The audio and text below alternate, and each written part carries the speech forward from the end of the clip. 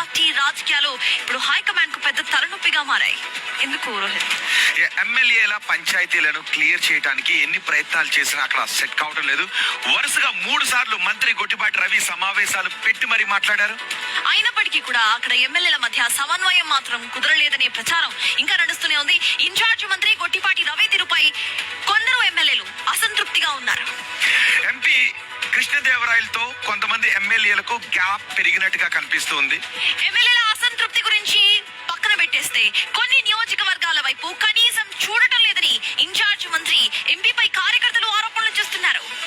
ఇసుక, mining, gravel, మద్యం సిండికేట్లపై ఉన్న ఫోకస్ కార్యకర్తలపై లేదు అని ఎమ్మెల్యేలపై అధిష్టానానికి ఫిర్యాదులు వెళుతూ ఉన్నాయి. మంత్రి గొట్టిపాటి రవి తీరుపై కూడా పార్టీ నేతలు ఫిర్యాదు చేస్తున్నారు. ఎమ్మెల్యేల వ్యవహారంపై లోకేష్ కు ఇన్ఛార్జ్ మంత్రి కంప్లైంట్ చేశారు. ఇదే అంశంపై పూర్తి డీటెయిల్స్ మా ప్రతినిధి శివ అందిస్తారు. శివ, చెప్పండి, అసలు ఈ పల్నాడు జిల్లాలో రాజకీయాల్లో ఏం కనిపిస్తోంది? ఎందుకు పొలిటికల్ అధిష్టానం ఏ విధంగా రియాక్ట్ అవుతోంది ఈ ఆరోపణలపై?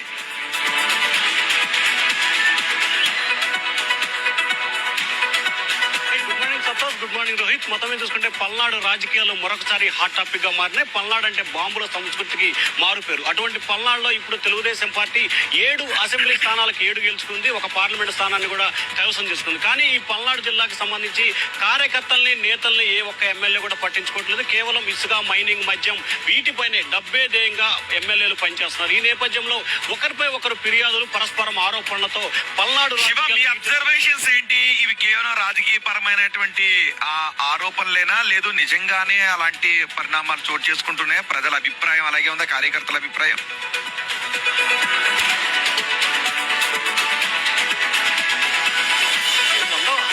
రోహిత్, ఇక్కడ ప్రధానంగా అక్కడ జరుగుతున్న పరిణామాలు చూసుకుంటే ఇగో ఎఫెక్ట్ చాలా ఎక్కువగా కనిపిస్తా ఉంది. చాలా మంది మేము ఎమ్మెల్యేగా గెలిచాము, దాదాపుగా ఎప్పుడు లేని మెజార్టీతో తాను గెలిచానన్న ఒకళ్ళు, తాను సీనియర్ అని మరికొంతమంది ఇట్లా ఇష్టానుసారంగా ఎవరికి వారే యమునా తీరుగా వ్యవహరించడం, కార్యకర్తల్ని పట్టించుకోకపోవటం, అలాగే నియోజకవర్గంలో తాము చెప్పిందే శాసనం అనే రీతిలో వ్యవహరించడం, ఇన్ఛార్జ్ మంత్రి తీరుపై విమర్శలు చేయడం, ఇన్ఛార్జ్ మంత్రి చెప్పిన వాటిని పక్కన పెట్టడం, అలాగే చాలా మంది ఎమ్మెల్యేలు 7 అసెంబ్లీ స్థానాలకు సంబంధించి కొంతమంది అది ఇన్ఛార్జ్ మంత్రి రానివ్వట్లేదు, మరి కొంతమంది అయితే ఎంపీని రానివ్వట్లేదు. కార్యకర్తలు కంప్లైంట్ చేస్తున్నారంటే పార్టీకి ఇది ఒక బిగ్ ఇష్యూ. మరి పార్టీ ఫాస్ట్ గా స్పందిస్తుందా? ఇప్పటికీ లోకేష్ వరకు చేరినట్టుగా తెలుస్తోంది.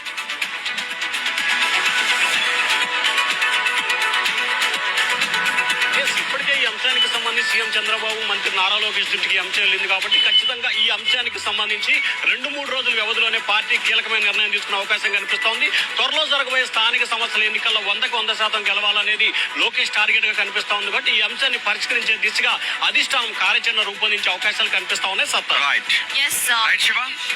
చూద్దాం మరి పల్నాడు రాజకీయ వివాదాన్ని ఏ విధంగా పరిష్కరించుకుంటారు. చాలా ఇంట్రెస్టింగ్ గానే ఉంటాయి. ఏ నియోజకవర్గానికి ఆ నియోజకవర్గంలోనే నెక్స్ట్ లెవెల్ లో పాలిటిక్స్ కనబడుతుండండి.